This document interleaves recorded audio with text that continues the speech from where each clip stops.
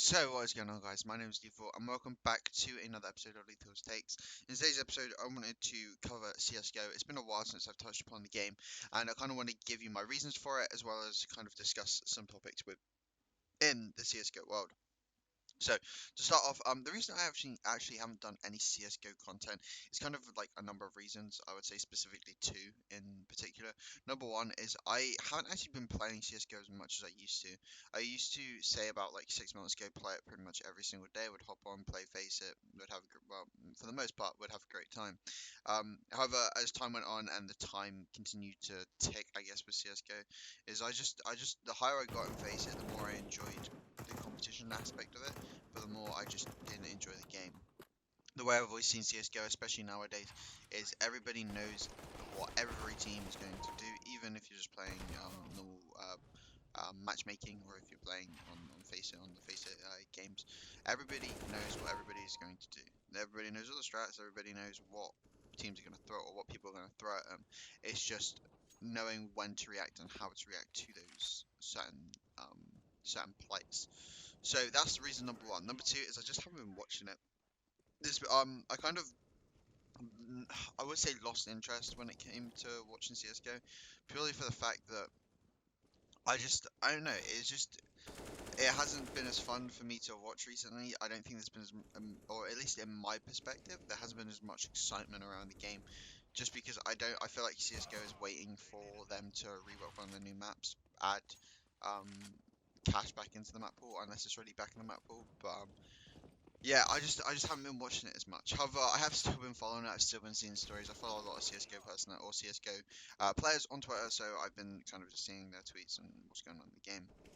So let's start off with talking about the leagues. Now, I know a while back Valve said exclusivity leagues are not going to be a thing, and I thoroughly agree with that decision, purely for the fact that CS:GO exclusivity leagues would actually ruin the ecosystem in CS:GO.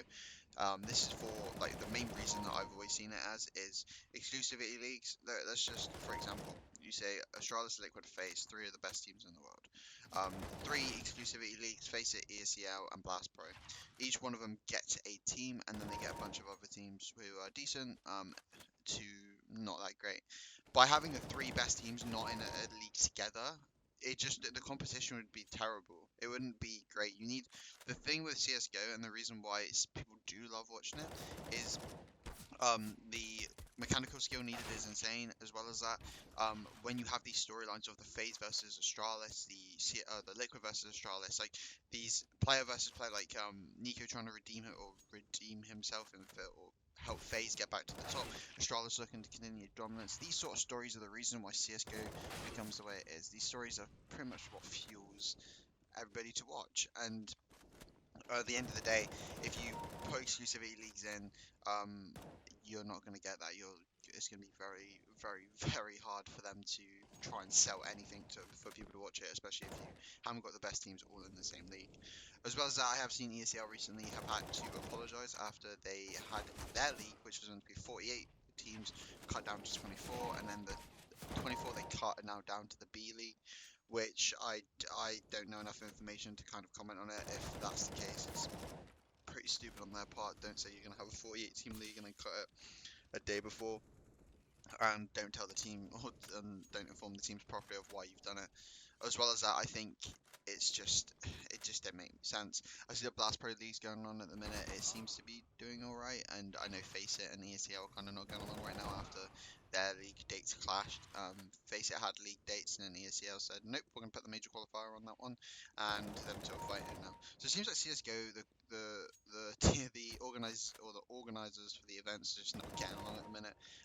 But what I would suggest is all three of them come together. If you all want to run leagues, go for it. Don't make it exclusive. Just agree that ESL or one of the organizers has the first couple months, someone has like the summer months, and then someone goes into winter, and then obviously the summer play break and the winter play break can split up the events for all the leagues.